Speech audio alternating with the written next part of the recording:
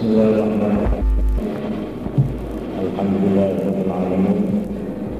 Wassalatu wassalamu ala asyrafil mursalin sayyidina Muhammad wa ala alihi washabihi ajma'in.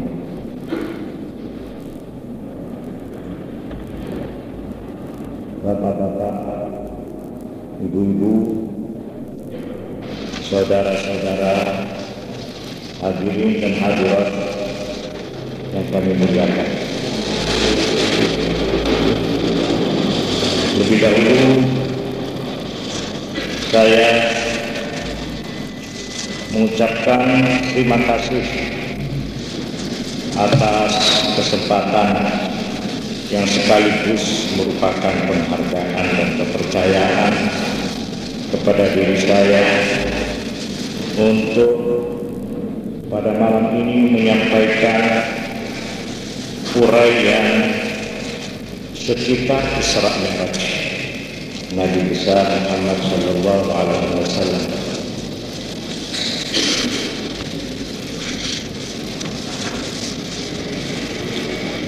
Pada kesempatan ini saya ingin mencoba mengemukakan latar belakang dari peristiwa yang selalu diperingati ini. Bukan saja peristiwa yang dicantumkan di dalam sebuah surat yang disebut surat Isra, tetapi juga peristiwa yang setiap harinya oleh setiap muslim diperagakan sedikitnya 5 kali sehari semalam, diperagakan dalam bentuk sholat sembahyang yang oleh Nabi besar dikatakan as-salatu mi'raj kulli mu'min. Salat adalah mi'raj bagi setiap orang Islam. Bukan hanya Nabi saja yang melakukan mi'raj, tetapi pengikutnya, semua orang Islam, semua orang mukmin juga mi'raj, menghadap kepada Allah sedikitnya sehari 5 kali. Dalam hubungan ini saya sangat tertarik kepada doa yang diucapkan oleh beliau, yang bunyi lengkapnya akan saya tirukan. Kenapa saya tertarik? Karena saya melihat doa ini sekaligus melukiskan, menggambarkan kepada kita apa itu latar belakang dari Isra Mi'raj. Doa ini diucapkan beliau pada saat kota Mekah dinyatakan tertutup bagi beliau. Kota Mekah dinyatakan terlarang bagi beliau untuk melakukan kegiatan apapun, terutama kegiatan dakwah, kegiatan menyebar agama. Sehingga beliau mencoba untuk mencari daerah baru, yaitu ke sebuah desa atau kota dari Bani Thaqif yang bernama Taif. Tetapi di Taif, sesudah beliau melakukan perjalanan 10 hari, ternyata penduduk Taif, terutama penguasanya, pembesar-pembesarnya, telah mendapat peringatan keras dari penguasa di Mekah untuk tidak menerima kedatangan beliau. Sehingga akhirnya beliau di Taif disambut dengan sambutan bukan saja kasar, tetapi lebih dari kasar. Beliau dilempari batu, beliau diusir dari tanah. Sepulangnya dari Taif itulah doa ini dibaca oleh beliau. Saya menurut doa ini dari sebuah buku sejarah. Saya kira hampir di semua buku terdapat doanya.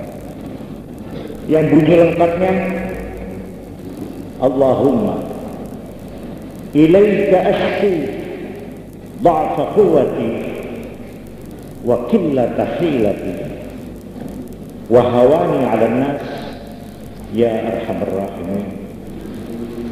Wahai ya Allah, kepadamulah aku mengadukan kelemahan daya kekuatanku dan kekurangan daya upayaku, dan betapa aku telah diremehkan orang, telah dilecehkan orang. Wahai Tuhan yang maha pengasuhnya pengasih, Anta Rabbul Mustada'afin wa Anta Rabbi ila man takiluni. Engkaulah Tuhan pelindung mereka yang lemah, yang ditindas, yang diperlakukan tidak semena-mena, dan Engkau pun adalah Tuhan pelindungku pula. Lalu kepada siapa lagi Engkau akan menyerahkan diriku? Setelah Khadijah istriku yang menjadi perisai, menjadi pelindung aku dan gerakanku di rumah, meninggal, dan setelah Abu Talib pelindungku di tengah-tengah, di luar rumah, di tengah-tengah masyarakat, juga meninggal, lalu kepada siapa aku akan Engkau serahkan? Ila ba'idin yatajahamuni au ila aduwin man laktahu amri. Apakah akan Engkau serahkan aku kepada orang luar yang bersikap cemberut menghadapiku, ataukah kepada musuh yang akan menguasai nasibku? Illam yakum bika ghadabun alayya fala ubali walakin afiyatuka hiya awsa'u li. Asal saja tidak ada kemurkaanmu kepadaku, wahai ya Allah, maka aku pun tidak peduli. Namun pengamananmu bagiku jauh lebih luas. Oleh karena itu, wahai ya Allah, a'udzu binuri wajhik alladhi asyraqat lahu dhulumat wa salaha alaihi amru dunya wal akhirah, an tunzila bi ghadabak au tuhillu alayya sakhatak. Maka aku pun memohon berlindung demi cahaya wajahmu yang karenanya gelap menjadi terang, dan kemelut dunia dan akhirat menjadi tertib dan aman. Janganlah kiranya Engkau ya Allah menurunkan murka-Mu kepadaku, atau Engkau timpakan kemarahan-Mu kepadaku. Lakal udda hatta tarda wala haula wala quwwata illa billah. Padamulah ridha sehingga Engkau pun akan ridha juga padaku. Tidak ada daya upaya, tidak ada kekuatan kecuali dengan pertolongan Allah semata. Ini doa diucapkan oleh beliau pada detik-detik saat beliau akan mengalami Isra Mi'raj, yang sekaligus Doa ini melukiskan betapa keadaan beliau pada saat itu. Betapa secara lahir tidak ada lagi pelindung, tidak ada lagi makhluk yang dapat dimintai pertolongan dalam melakukan misinya dan tugasnya. Semua pintu tertutup. Tidak ada orang yang berani mengulurkan tangan karena besar resikonya. Bukan saja dia dianggap lawan dan musuh oleh pemuka-pemuka Quraisy di Makkah, tapi dia akan terancam nasib dan kehidupannya, harta dan benda. Karena itu hampir semua muka pada waktu itu melengos kalau bertemu dengan beliau.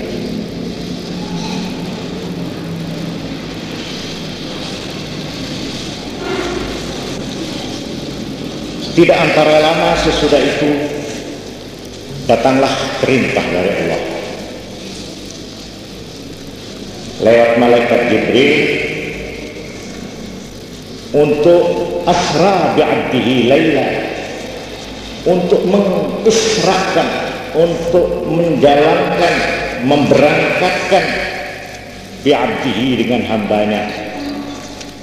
Ucapan hamba ini adalah ucapan yang paling mesra, menunjukkan kasih sayang Allah kepada beliau. Hambanya yang 11 tahun berjuang, yang hambanya yang sudah keputusan jalan, keputusan hubungan, sekarang datang perintah Allah untuk mengisrakan, menjalankan beliau lailan pada saat malam minal masjidil haram, dari masjid Makkah ilal masjidil aqsa, ke masjid yang terjauh yaitu di Baitul Maqdis alladzi barakna haulahu. Baitul Maqdis yang sekitarnya penuh berkah.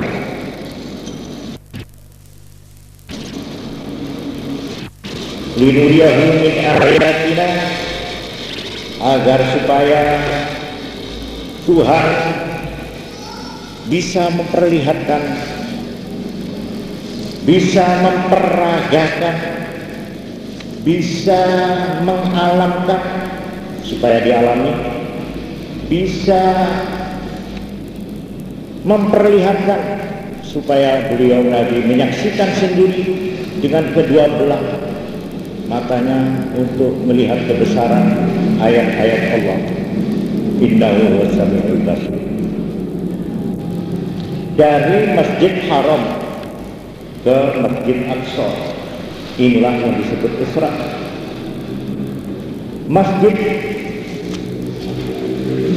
yang di dalam sejarah agama-agama besar merupakan tubuh tonggak sejarah yang hebat. Karena di Masjid Haram, Masjid Makkah adalah tempat turunnya wahyu yang pertama dulu, yang diturunkan oleh Allah dan diterima oleh kakek dari seluruh nabi, yaitu Nabi Abraham, Nabi Ibrahim bersama Nabi Ismail. Dari tempat turunnya wahyu yang pertama inilah Nabi berangkat melakukan Isra ke Masjidil Aqsa, tempat turunnya wahyu yang diturunkan dan diterima oleh penerus yang mempunyai sejarah besar di dalam peradaban dunia, yaitu Nabi Musa alaihissalam dan Nabi Isa alaihissalam. Di Baitul Maqdis inilah kedua nabi besar ini menerima wahyu dari Allah. Ini adalah merupakan satu lukisan sepintas lalu, merupakan peragaan kepada Nabi, kepada tugas Nabi, kepada misi Nabi kita Muhammad sallallahu alaihi wasallam, bahwa tugas yang dijalankan beliau, bahwa wahyu yang diturunkan kepada beliau Nabi Muhammad adalah juga wahyu dan tugas yang dulu pernah diturunkan kepada Nabi Ibrahim, Nabi Ismail, Nabi Musa, dan Nabi Isa alaihissalam sebagai mata rantai yang tidak pernah putus. Dan mata rantai yang terakhir diserahkan kepada dan dipercayakan kepada orang yang melakukan Isra ini, yaitu Nabi Muhammad sallallahu alaihi wasallam sebagai Rasulul Ikmal dan Rasulul Itmam. Al-yawma akmaltu lakum dinakum wa atmamtu alaikum ni'mati wa raditu lakum al-Islam madinah. Nabilah yang menyempurnakan, merampungkan tugas berantai dari nabi-nabi sejak Nabi Nuh, Nabi Ibrahim, Nabi Ismail, sebagaimana digambarkan di dalam surat An-Nisa ayat 163 sampai dengan ayat 165. Inna awhayna ilaika, sungguh kami telah mewahyukan kepada engkau Muhammad, kama awhayna, wahyukan kepada Ibrahim wa Ismail wa Ishaq wa Ya'qub wal asbab, dan 12 keturunan Ya'qub, wa Isa wa Ayyub wa Yunus wa Harun wa Sulaiman wa atayna Dawud zabura, dan aku pun telah memberikan kepada Daud Zabur, kitab Zabur. Wa rusulan qad qasasnahum 'alaika min qablu, dan juga banyak utusan-utusan yang telah aku ceritakan kepadamu Muhammad sebelum ini. Malahan wa rusulan lam naqsushum 'alaika, dan juga banyak utusan-utusan rasul-rasul yang belum atau tidak aku ceritakan padamu. Wa kallamallahu Musa taklima, dan Allah telah pernah juga melakukan dialog, berbicara langsung kepada Nabi Musa. Semua itu, kakak-kakakmu itu, saudara-saudaramu itu, rusulan mubasyirin, adalah merupakan duta-duta Allah, utusan-utusan Allah yang sama tugasnya, mubasyirin wa mundirin, membawa berita gembira dari langit dan sekaligus membawa peringatan-peringatan. Li'alla yakuna an-nasu 'ala Allahi hujjatun ba'da ar-rusul, agar supaya manusia kelak tidak berhelah di hadapan Allah bahwa kami sesat oleh karena tidak ada utusanmu yang datang membawa ajaran-ajaranmu, agar supaya manusia kelak di hadapan pengadilan Tuhan tidak lagi berhujjah berhelah. Wa yakuna an-nasu li'alla yakuna an-nasu 'ala Allahi hujjatun ba'da ar-rusul, sesudah kedatangan utusan-utusanku itu manusia tidak punya hujjah lagi untuk alasan mengapa mereka tidak mau tunduk kepada Allah, pada ajaran Allah. Wa kana Allahu 'azizan hakim. Inilah satu peragaan yang dilakukan dalam waktu yang singkat, di mana Nabi diberi kebesaran, diberi kepercayaan menjadi penerus dari nabi-nabi yang dahulu. Bukan saja, tetapi beliau sebagai nabi penutup,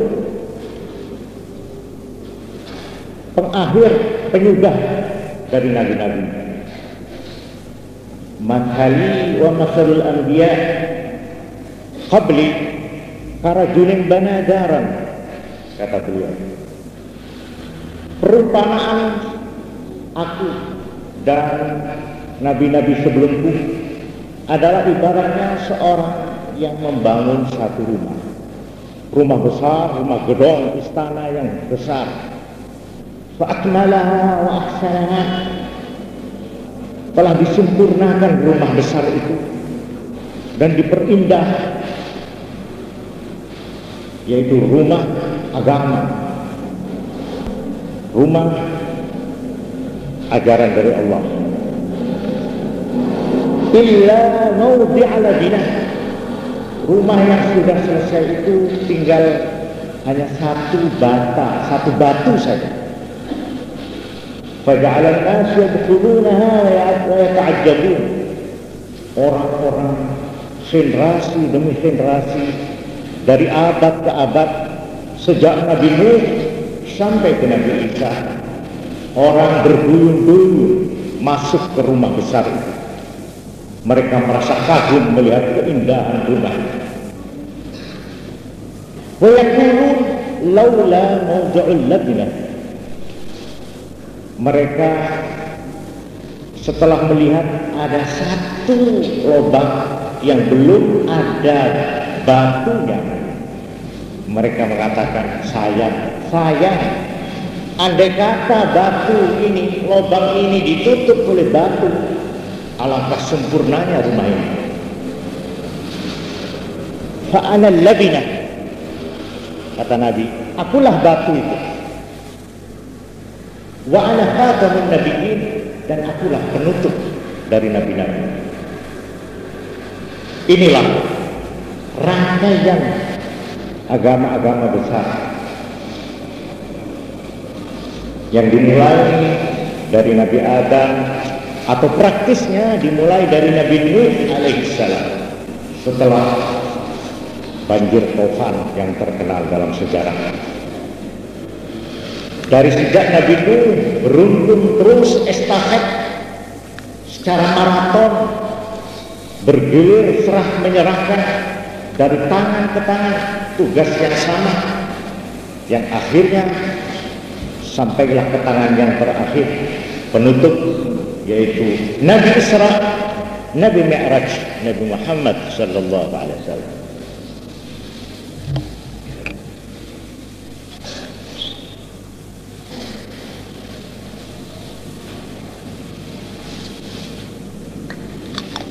Isra Mi'raj, sebagaimana kita baca dan dengar, memang merupakan miracle.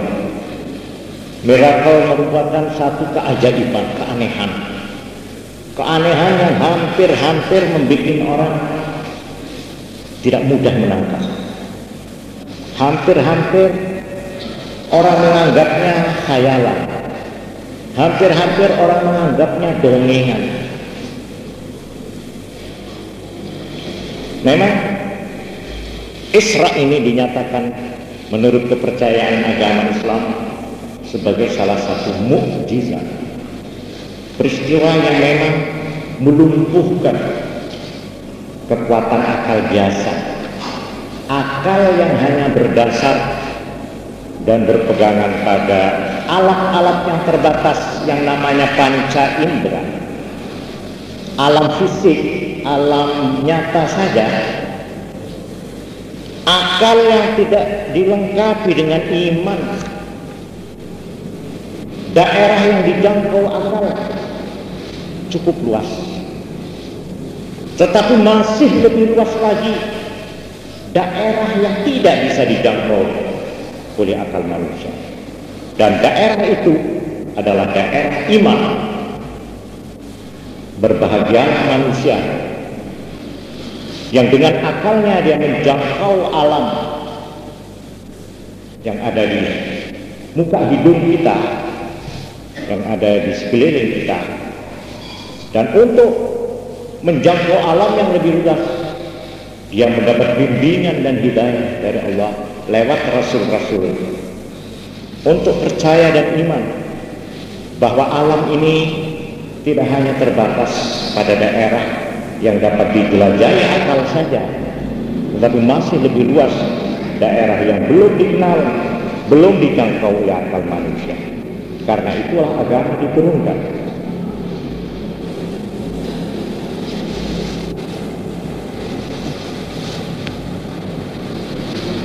Keanehan Isra, kalau kita boleh lihat, sedikitnya ada 3. Pertama, kecepatan waktu. Kecepatan waktu yang luar biasa. Perjalanan yang kalau saya tidak salah tidak kurang dari 9.000 mil atau kilometer dari Mekah ke Palestina. Yang kalau pakai kendaraan pada waktu itu, kendaraan onta, dilakukan 2 bulan pulang pergi. Dan dari Palestina, dari Baitul Maqdis vertikal, tadi ada kata-kata Isra horizontal, mendatar dari Mekah ke Palestina, dari Palestina vertikal, menanjak menaik ke petala langit. Bukan saja planet menurut yang kita kenal, tapi ada istilah-istilah yang mungkin di ilmu alam tidak ada, yang namanya Sidratul Muntaha, yang namanya Mustawa. Entah, saya tidak tahu itu sudah ada apa belum di dalam ilmu perbintangan, yang disebut daerah yang namanya Sidratul Muntaha, Mustawa, di mana Nabi mendengar dengan telinganya sendiri syariral kalam, bunyi pena besar, pena yang menentukan nasib kehidupan ini, pena Tuhan. Malahan di dalam cerita Mi'raj dikatakan Nabi sampai ke daerah-daerah yang sudah tidak mungkin dicapai oleh manusia biasa, oleh manusia yang terdiri dari tubuh yang terbatas ini. Oleh karena itu, di samping kecepatan waktu, maka keanehan lain daripada Isra ialah tujuan perjalanan itu sendiri, yang kecuali menempuh berlapis-lapis lapisan udara sampai ke daerah antariksa,